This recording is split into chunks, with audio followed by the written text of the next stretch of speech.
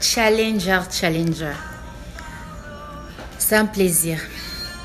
C'est une grâce de nous retrouver à nouveau au travers de ce Bible Challenge. Faites-moi savoir comment le Bible Challenge vous traite. Is it going smooth? Est-ce que nous apprenons? C'est important. On apprend toujours au pied de Jésus. Hier, nous étions en Matthieu 15. Et l'histoire qui m'a le plus marquée est celle de la femme étrangère. Cette femme qui criait à Jésus parce qu'elle avait besoin qu'il intervienne dans sa situation. Elle criait au point où les disciples devaient interpeller Jésus pour dire « Fais quelque chose, chasse cette femme. » Mais Jésus dit à la femme « Il n'est pas bien de prendre le pain des enfants et de le jeter aux chiens. » Mais hier, nous avons appris de l'attitude de cette femme. Elle répondit à Jésus « C'est vrai, maître. » Hey! Il faut une foi pour parler ainsi. Et hier, nous avons vu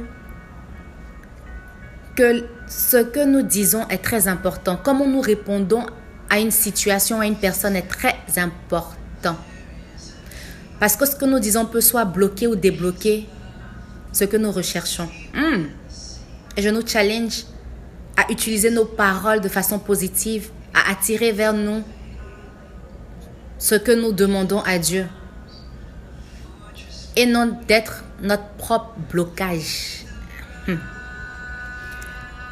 Cette femme a tellement marqué Jésus qu'il dit « Oh, que ta foi est grande. Dieu t'accordera ce que tu désires. » Que notre foi soit grande dans cette année 2019. Que notre foi s'accorde à nos paroles. Parce que c'est comme ça qu'on déclenchera nos bénédictions. Et que Dieu nous accordera ce que nous désirons. Mais aujourd'hui, nous sommes au chapitre 16. Challenger. Bien avant, prions. Père, nous te disons merci. Merci pour ta grâce, pour ta fidélité, pour tes hauts faits et pour tes bienfaits. Merci car jour après jour, tu nous enseignes. Comme quand tu étais sur la terre, Jésus, tu nous enseignes jour après jour. Je prie que toutes les vies connectées à ce Bible Challenge, à cette méditation de ta parole quotidienne, puissent voir une transformation dans leur vie, dans le nom puissant de Jésus. Père, je prie que tu interviennes dans nos situations. Béni sois-tu, Dieu vivant, merci, car tu nous réponds. Au nom de Jésus, Amen.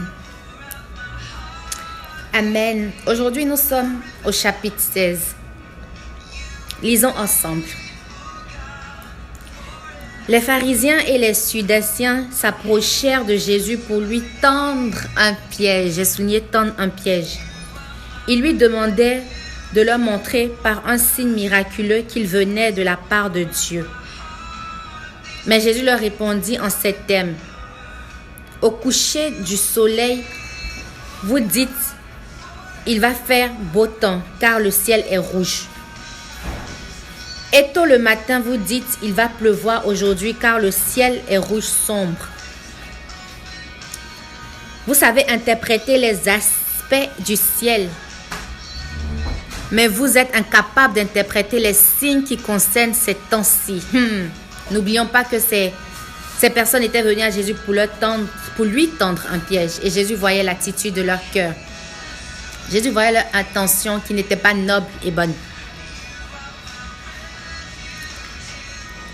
Le verset 4 nous dit, « Les gens d'aujourd'hui qui sont mauvais et infidèles à Dieu réclament un signe miraculeux. Mais aucun signe ne leur sera accordé, si ce n'est celui de Jonas. » Celui de Jonas.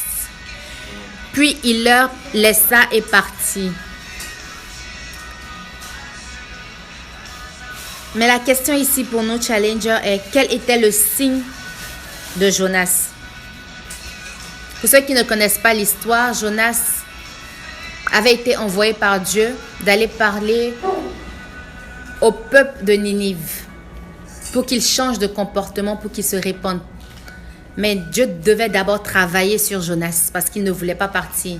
Mais Dieu a créé une situation qui a déclenché le changement de mentalité de Jonas et qui l'a fait rentrer dans sa destinée. Ma prière pour nous, c'est qu'en cette année, Dieu déclenche des situations qui vont nous pousser dans nos destinées, qui vont nous pousser en accord avec sa volonté pour nous. Verset 5. Quand les disciples passèrent de l'autre côté du lac, ils oubliaient d'emporter du pain. Jésus leur dit alors, attention, gardez-vous du levain des pharisiens et des Sadducéens. Verset 7. Les disciples se mirent à dire entre eux, ils parlent ainsi parce que nous n'avons pas emporté de pain. Jésus aperçut de ce qu'ils disaient et leur demanda, pourquoi dire entre vous, c'est parce que nous n'avons pas de pain, comme votre confiance est faible. J'ai remarqué au travers de ce Bible Challenge que chapitre après chapitre, Jésus dit, votre confiance est faible, votre confiance est faible. Je vois qu'il ne supporte pas la confiance faible. Il ne supporte pas que nous ayons peu de foi. Le verset continue en disant, ne comprenez-vous pas encore? Ne vous rappelez-vous pas des 5 pains distribués aux 5000 hommes et le nombre de corbeilles que vous avez emportés? Et ne vous rappelez-vous pas des 7 pains distribués aux 4000 hommes et le nombre de corbeilles que vous avez emportés? Parce que Jésus est en train de leur montrer au travers de ces phrases que ce n'est pas une question de pain. Parce que si c'est le pain, il est le pain de vie, au-delà même de multiplier les pains. Yes. Comment ne comprenez-vous pas que je vous parle pas de pain, mais je vous disais, gardez-vous du levain des pharisiens et des Sadducéens. Alors les disciples comprirent qu'il ne leur avait pas dit de se garder du levain utilisé pour le pain, mais de l'enseignement des pharisiens et des Sadducéens. Je vois ici que Jésus compare l'enseignement à du levain.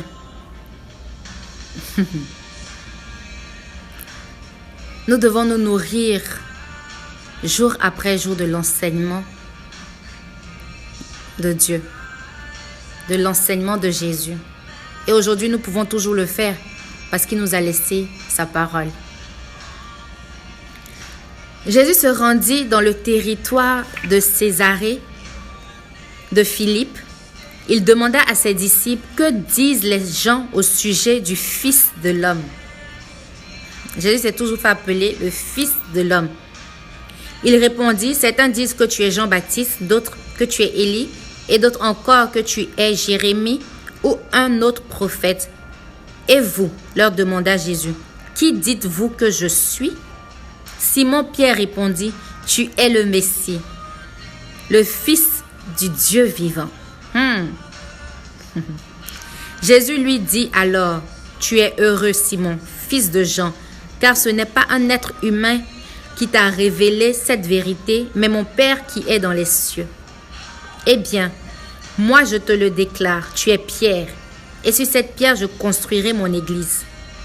La mort elle-même ne pourra rien contre elle. Je te donnerai les clés du royaume des cieux. Ce que tu excluras sur terre sera exclu dans les cieux. Ce que tu accueilleras sur terre sera accueilli dans les cieux. Puis Jésus ordonna sévèrement à ses disciples de ne dire à personne qu'il était le Messie.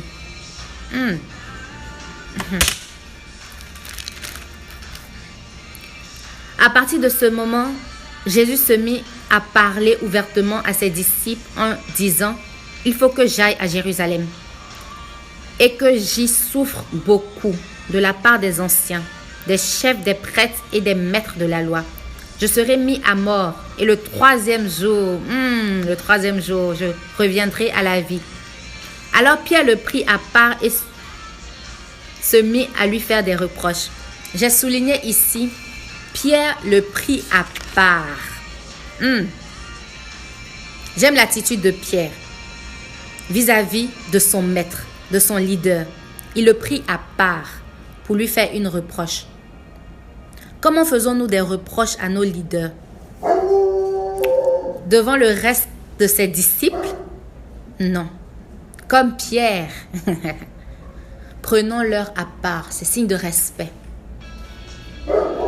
Nous continuons la lecture.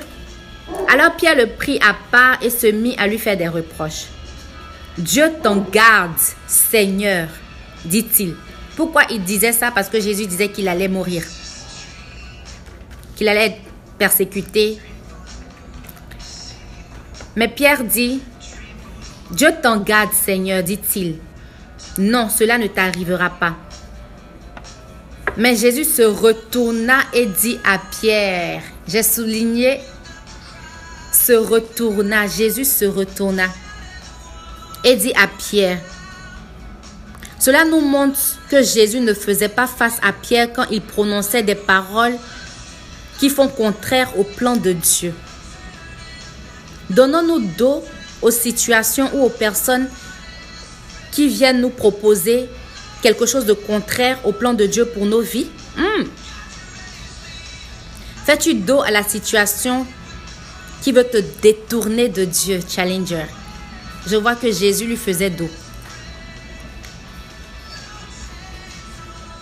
Nous continuons la lecture. Mais Jésus se retourna. Si la Bible dit se retourna, ça veut dire qu'il ne le regardait pas premièrement. Et dit à Pierre, va-t'en loin de moi, Satan. Tu es un obstacle sur ma route, car tu ne penses pas comme Dieu, mais comme les hommes. J'ai noté ici que même si tu te retournes face à cette situation, que dis-tu? Comme Jésus, dis-tu arrière de moi, Satan? Dis-tu va-t'en loin de moi, Satan? Parce que ce que tu me proposes n'est pas le plan de Dieu pour ma vie. Dis-tu pas aujourd'hui, not today, Satan. Tu es un obstacle sur ma route, car tu ne penses pas comme Dieu, mais comme les êtres humains. Tu ne penses pas de l'esprit, mais tu penses de la chair. Challenger, toute personne qui ne pense pas comme Dieu dans ta vie, en cette année 2019, dis-lui, va-t'en loin de moi. Nous pouvons noter ici que Pierre parlait dans l'esprit, plutôt dans la lecture, quand il a révélé que tu es le Fils de Dieu. Tu es le Messie. Mais maintenant, nous voyons qu'il parle non dans l'esprit, mais dans la chair. Sachons distinguer quand nous sommes face à de telles situations. Quand quelqu'un te parle, quand quelqu'un veut te conseiller, quand quelqu'un veut t'aider, quelle que soit l'aide, il faut que tu aies l'esprit de distinction pour savoir est-ce que c'est de l'esprit de Dieu ou c'est de la chair que cette personne veut m'offrir cette aide ou cette opportunité. Quel que soit ce à quoi nous sommes face en cette année, nous devons savoir distinguer si ça vient de l'esprit ou de la chair. Puis Jésus dit à ses disciples, si quelqu'un veut venir avec moi, qu'il cesse de penser à lui-même, qu'il porte sa croix et me suive. En effet, celui qui veut sauver sa propre vie la perdra, mais celui qui perdra sa vie pour moi la retrouvera. Yes. À quoi servirait-il à un homme de gagner le monde entier si c'est au prix de sa vie? Que pourrait-il donner pour racheter sa vie? Il n'y a rien à donner pour racheter sa vie. Verset 27, en effet, le Fils de l'homme va venir dans sa gloire. En effet, le Fils de l'homme va venir dans la gloire de son Père avec ses anges. Et alors, il traitera chacun selon la façon dont il aura agi. Il traitera chacun selon la façon dont il aura agi. Le dernier verset nous dit, je vous le déclare, c'est la vérité. Quelques-uns de ceux qui sont ici ne mourront pas avant d'avoir vu le Fils de l'homme venir comme roi. Venir comme roi. Challenger. Nous apprenons beaucoup de cette histoire biblique. Aujourd'hui, nous apprenons que nous devons distinguer toute situation, savoir ce qui vient de Dieu ou ce qui vient de notre propre chair. La volonté de Dieu pour nous doit primer au-dessus de tout. Que Dieu bénisse la lecture de sa parole dans nos cœurs et qu'elle puisse germer, grandir, porter des fruits. Je vous donne rendez-vous donc demain pour notre chapitre prochain. Vous avez été servi par Souveraine Amwako.